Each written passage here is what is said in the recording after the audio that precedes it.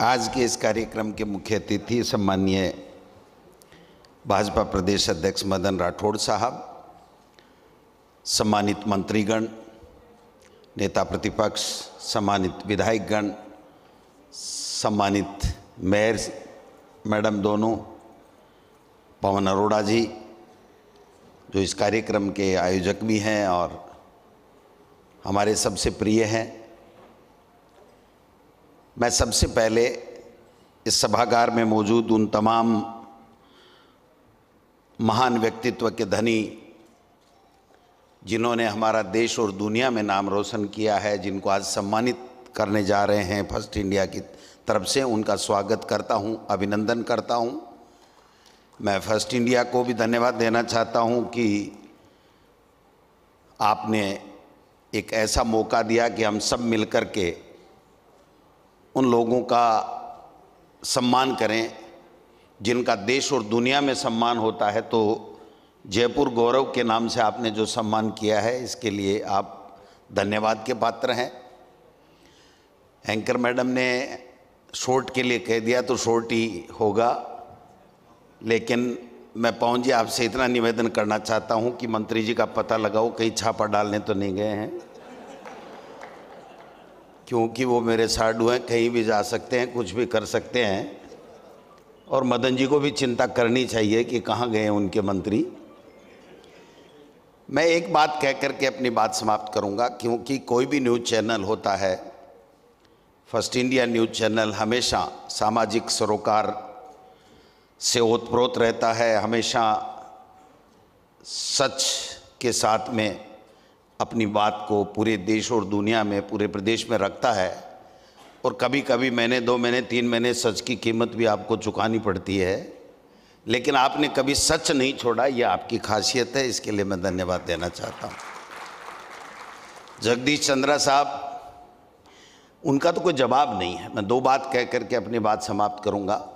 एक बार हमारे नेता राहुल गांधी जी आए, हमने एयरपोर्ट पे उनका स्वागत किया और स्वागत करके उनको होटल तक हम छोड़ करके गंतव्य स्थान तक जब मैं घर पहुंचा तो मेरे घर के बाहर बरामदे में ही वहाँ पर एक टेबल रखी हुई है, वहाँ पर एक फ़ोटो रखी हुई, और उस फोटो में मैं और राहुल जी दोनों थे जो एयरपोर्ट के ऊपर जब मैंने उनको गुलदस्ता दिया था।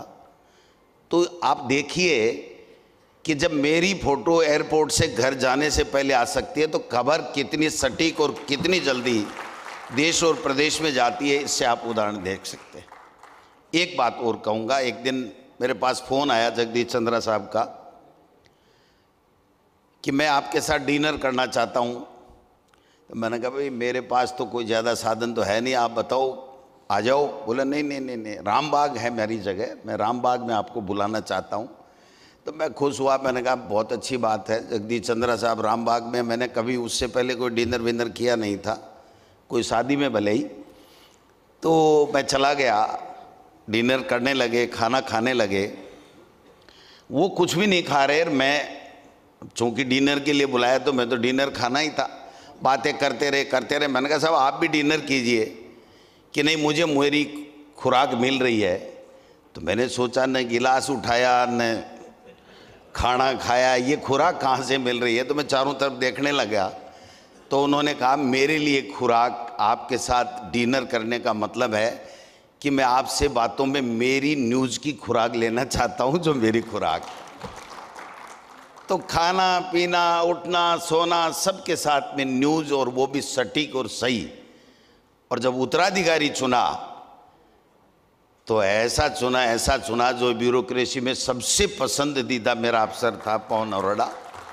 इनका काम हमारी पार्टी को, राठौड़ साहब, भवन इन्होंने दिलाया। अगर ये नहीं होते तो जो ज़मीन मानसरोवर में मिली है वो हमको नहीं मिलती, हमारी सरकार होते हुए भी, क्योंकि हम खोज ही नहीं पाते। ये नहीं है कि अलॉट नहीं होती, लेकिन हम खोज ही नहीं पाते। हम दूर दूर कहीं कंटीली झाड़ियों में घूम रहे थे।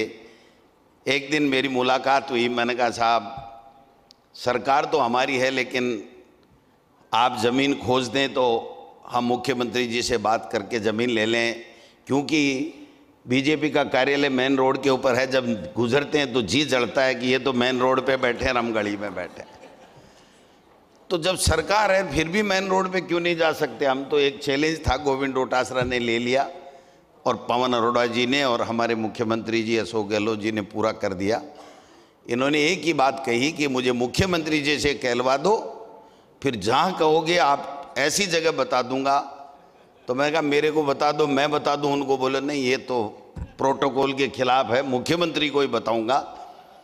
मैं मुख्यमंत्री जी के पास इनको ले गया और इन्होंने नक्शा निकाल करके दिया और वहाँ पर आज काम चालू हो गया। तो इसमें इनके लिए भी धन्यवाद है।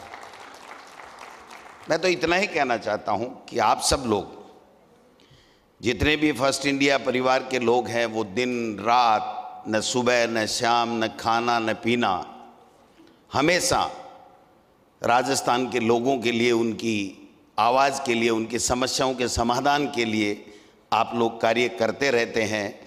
न सोने का पता है, 12 बजे भी कोई बात आ गई, कोई घटना दुर्घटना घट गई तो आपको जाना पड़ता है। तो मैं समझता हूँ कि आपका काम बहुत टिपिकल है, हमसे भी ज़्यादा टिपिकल है। हम फ़ोन स्विच ऑफ तो कर देते हैं, आप तो फ़ोन स्विच ऑफ भी नहीं कर सकते हो। और फर्स्ट इंडिया ईटीवी से आया, फिर फर्स्ट इंडिया में आए, तो इनकी तो खासियत चलती थी कि सब पट्टी आपकी जो है वो बहुत फेमस है कि फर्स्ट पहले ईटीवी की पट्टी चलती थी, अब फर्स्ट इंडिया की पट्टी चलती है।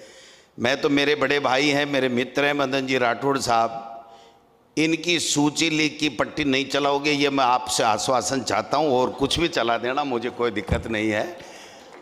आपने मुझे बुलाया, सम्मान दिया, इसके लिए बहुत बहुत धन्यवाद। जय हिंद, जय भारत।